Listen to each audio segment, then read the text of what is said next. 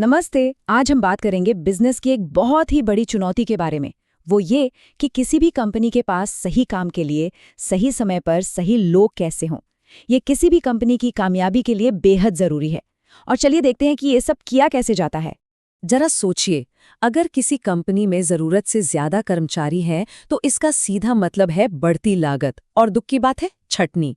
और अगर कर्मचारी कम पड़ जाएं, तो कंपनी तरक्की के सुनहरे मौके गंवा सकती है और जो टीम पहले से है उस पर काम का बोझ बहुत ज्यादा बढ़ जाता है। तो ये एक ऐसा बैलेंस है जिसे अगर ठीक से ना साधा जाए तो संगठनों के लिए बहुत भारी पड़ सकता है। और इसी मुश्किल का जो हल है उसे कहते हैं मानव संसाधन योजना, यानी एचआरपी। आसान शब्दों में कहें तो ये भविष्य की जरूरतें पहचानने का एक सोचा समझा तरीका है। मतलब ये पता लगाना कि कंपनी को आगे चलकर कितने और किस तरह के लोगों की जरूरत पड़ेगी और वो लोग मिलेंगे कहाँ से। तो आज हम 4 खास हिस्सों पर नजर डालेंगे। पहले समझेंगे कि एचआरपी इतना जरूरी क्यों है, फिर इसकी पूरी प्रक्रिया को गहराई से जानेंगे, देखेंगे कि सप्लाई और डिमांड का बैलेंस कैसे बनता है और आखिर में इस प्लान को हकीकत में कैसे बदला जाता है। तो देखिए, एचआरपी सिर्फ लोगों की गिनती करना या कोई फॉर्म भरना नहीं है। ये तो कंपनी की स्ट्रैटेजी का एक बहुत ही अहम हिस्सा है। ये पक्का करता है कि कंपनी के जो बड़े बड़े लक्ष्य हैं वो सीधे तौर पर उसके कर्मचारियों की काबिलियत और उनकी संख्या से जुड़े हों। ये कह सकते हैं कि ये स्ट्रैटेजी और लोगों के बीच की सबसे जरूरी कड़ी है। तो क्या हर कंपनी एक ही तरह से प्लानिंग करती है? जी नहीं, बिल्कुल नहीं। एचआरपी कोई एक साइज का जूता नहीं है जो सबको फिट आ जाए। ये तो एक लचीला ढांचा है जो कंपनी की सोच और उसके फैसलों के हिसाब से बदल जाता है। ये स्लाइड कुछ जरूरी रणनीतिक विकल्पों को दिखाती है, जैसे क्या एक कंपनी भविष्य का अंदाजा लगाकर पहले से तैयारी करती है या फिर जब जरूरत पड़ती है तब एक्शन लेती है। क्या वो अपने मौजूदा कर्मचारियों को प्रमोट करके आगे बढ़ती है या फिर बाहर से नए टैलेंट को लाती है। यही फैसले कंपनी की पूरी वर्कफोर्स स्ट्रैटेजी की शक्ल तय करते हैं। चलिए, अब इस प्रक्रिया के बिल्कुल कोर में चलते हैं। एचआरपी एक logical step by step framework है जिससे कंपनीज फॉलो करती हैं ताकि उनके पास सही टैलेंट की कभी कमी न हो। ये जो फ्लोचार्ट है, ये पूरी एचआरपी प्रक्रिया का नक्शा है।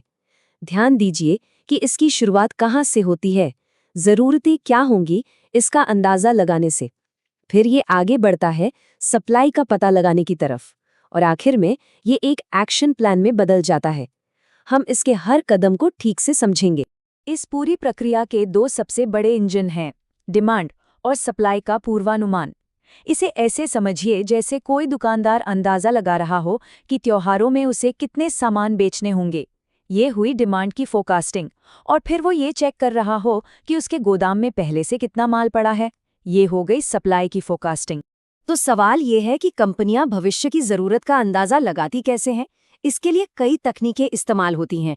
कुछ बहुत सीधी सादी हैं, जैसे तजुर्बेकार मैनेजर की राय लेना। वहीं कुछ थोड़ी कॉम्प्लेक्स हैं, जैसे स्टैटिस्टिकल एनालिसिस। लेकिन सबसे ज्यादा इस्तेमाल कौन सी होती है? अब ये डेटा देखिए। ये एक बड़ी दिलचस्प हकीकत बताता है। लगभग 70% कंपनियां आज भी अपने सुपरवाइजर के अंदाजे पर बहुत ज्यादा भरोसा करती हैं। इससे पता चलता है कि चाहे कितना भी कॉम्प्लेक्स डेटा और टेक्नोलॉजी क्यों ना आ जाए, जो मैनेजर असल में जमीन पर काम देख रहे हैं, उनका तजुर्बा आज भी सबसे कीमती है। एक बार जब ये पता चल गया कि कितने लोगों की जरूरत है, तो अगला सवाल आता है, ये लोग आएंगे कहाँ से? प्लानिंग में कंपनी के अंदर और बाहर दोनों जगह देखना पड़ता है। क्या मौजूदा कर्मचारियों को ट्रेनिंग देकर नई जिम्मेदारियां दी जा सकती हैं या फिर मार्केट से नया टैलेंट लाना होगा? अब हम उस पॉइंट पर आते हैं जहां ये सारे अंदाजे एक्शन में बदलते हैं। क्या होता है जब आपके टैलेंट की डिमांड और सप्लाई में कोई गैप हो? यहीं से असली एक्शन प्लान बनना शुरू होता है। इस स्टेप को कहते हैं एचआर प्रोग्रामिंग और इसका पूरा मकसद उस गैप को भरना है। जैसा कि ये डायग्राम दिखा रहा है, 2 ही सूरतें हो सकती हैं। या तो आपके पास कर्मचारियों की कमी होगी या फिर ज़रूरत से ज़्यादा कर्मचारी होंगे। हर सिचुएशन के लिए अलग तरह की स्ट्रैटेजी चाहिए होती है। हर सिचुएशन के लिए एक स्ट्रेटेजिक टूलकिट होता है। अगर लोगों की कमी है तो कंपनियां नई भर्ती कर सकती हैं, ओवरटाइम दे सकती हैं या काम आउटसोर्स कर सकती हैं। और अगर लोग ज्यादा हैं तो वे हायरिंग रोक सकती हैं, वॉलंटरी रिटायरमेंट दे सकती हैं या काम के घंटे कम कर सकती हैं।